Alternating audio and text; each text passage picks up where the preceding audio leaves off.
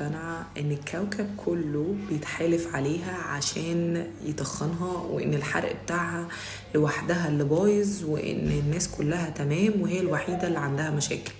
تعالى اقول لكم ان كل الناس بيبقى حرقها ربنا بيخلقه تمام وزي الفل، لكن انت بايدك اللي بتبوظ حرقك، او انت بايدك اللي بتبوظي حرقك.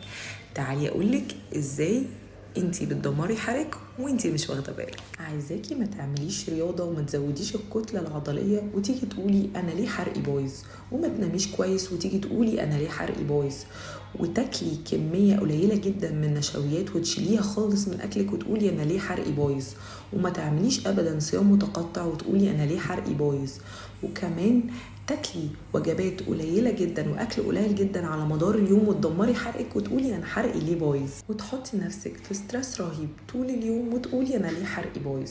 واخر حاجه اول ما يجيلك ايفنت مهم تجري على الدايتس بتاعت التمر والموز والفاكهه والحاجات النوع الواحد، وبعدين تيجي ترجعي تسالي انا ليه حرقي بايظ.